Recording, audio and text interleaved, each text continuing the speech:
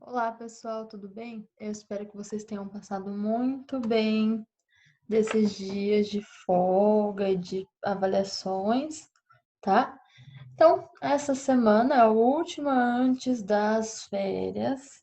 Então, para vocês não ficarem sem fazer nada, então a gente vai começar um pouquinho da unidade 4, tá? Para a gente não ficar muito atrasado depois, beleza? Então, vamos começar com ciências.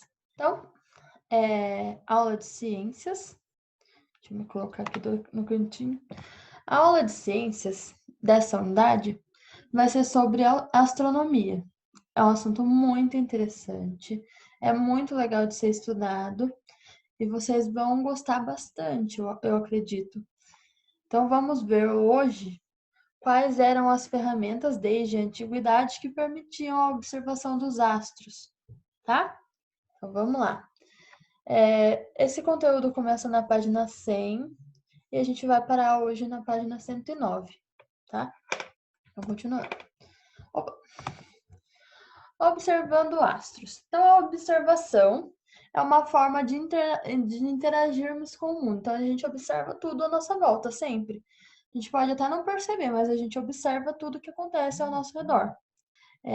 Algumas observações, elas precisam de instrumentos específicos para acontecerem. Como assim? Por exemplo, um micro-organismo, um vírus, ou uma estrela, a gente consegue observar as estrelas, mas a gente não consegue observar elas de forma muito clara. A gente vê pontos luminosos no céu.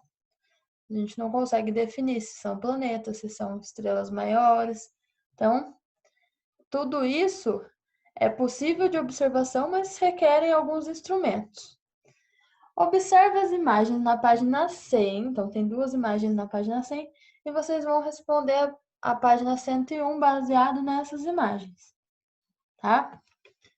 Então, continuando, observando o céu. A astronomia é o estudo dos corpos celestes. Então, o que são corpos celestes? São planetas, estrelas, cometas, as nebulosas, as galáxias. E tudo isso, toda essa observação, todo esse estudo é feito para que a gente compreenda qual é a origem do universo e a composição dele, tá?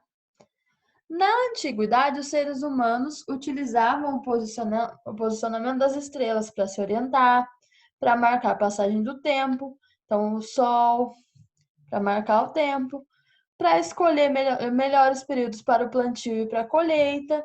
Então, tudo isso através da observação.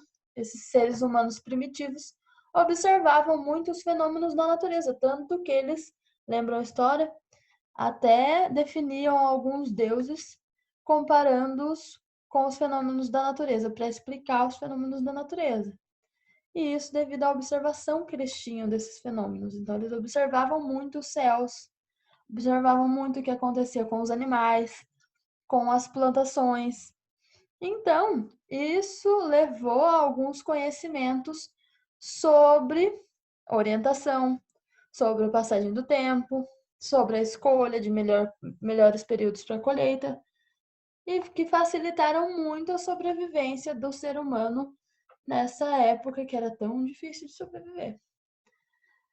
Depois disso, depois que eles viram isso, ou começaram a observar mais isso, foram criadas ferramentas para que eles pudessem estudar mais afinco a astronomia, sem saber que era astronomia na época, para eles poderem observar melhor o céu.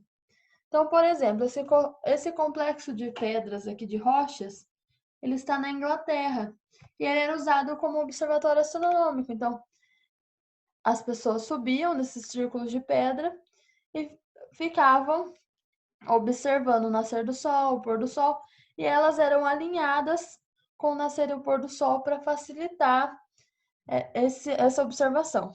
Então, os instrumentos de observação astronômica.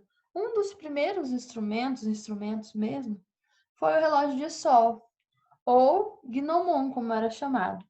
Ele fazia inferências a respeito do passar do dia e das estações do ano.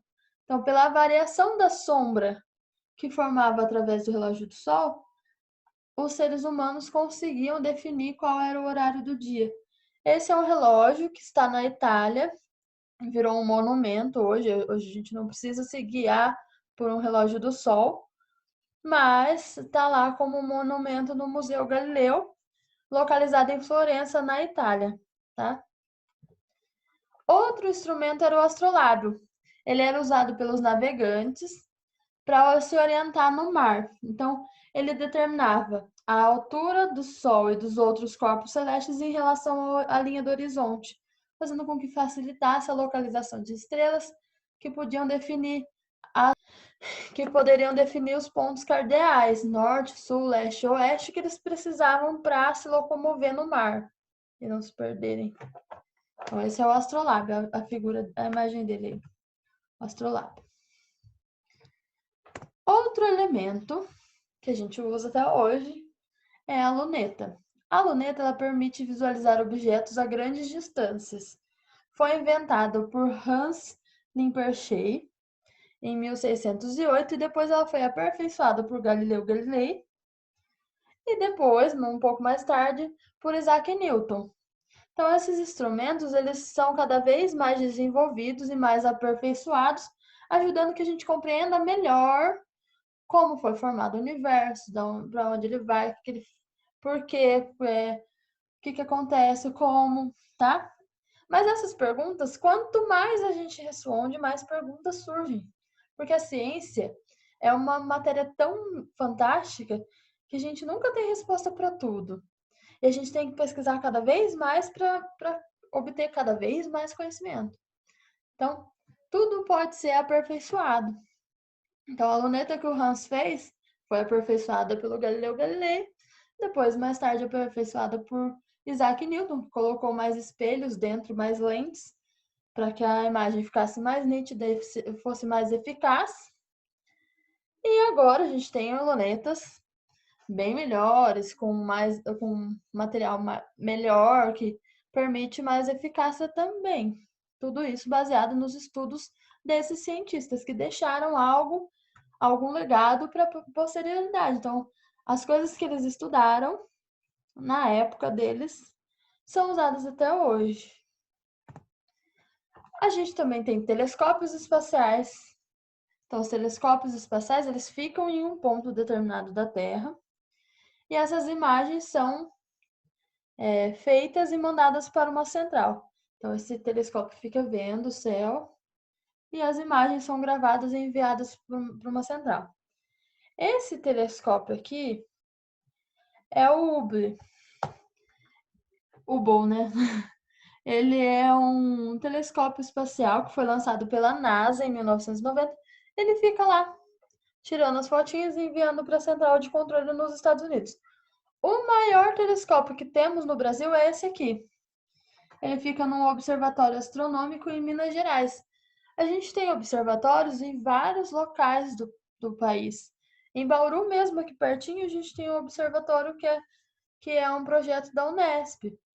Se a gente pudesse ir lá visitar agora, a gente poderia estar indo, mas quando tudo isso passar, a gente dá um jeitinho de ir, ou vocês podem ir com os familiares, sempre tem observação de vários astros lá. E é bem legal, bem interessante. Outra coisa são as sondas espaciais. Qual que é a diferença do telescópio e da sonda? A sonda, quando ela chega num planeta que ela foi orientada para ir, ela pode subir na superfície do planeta, descer, né, parar na superfície do planeta, e ela recolhe amostras da superfície, para que a gente possa entender qual é o clima daquela região, qual é o solo, as rochas que compõem aquela região, e eles são controlados aqui da Terra. Então, não vai uma pessoa para lá, elas são não tripuladas, elas não têm uma tripulação. Elas chegam lá, recolhem o que tem que ser recolhido e depois enviam as informações que elas obtêm para uma central de controle. Então, essa é uma sonda, tá? Que foi enviada numa missão em Marte. Então, ela recolheu todas as amostras que ela precisava e mandou as informações para a NASA. Então, pensando nisso, vocês vão responder só as questões da página 101.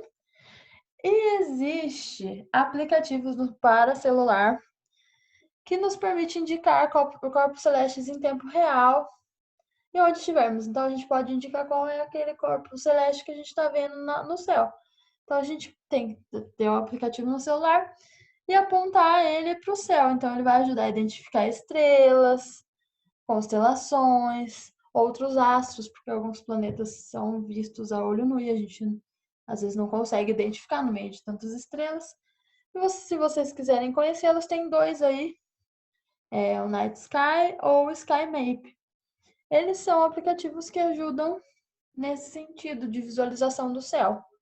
Vocês podem testar, porque é bem interessante, tá? Beijo, até mais.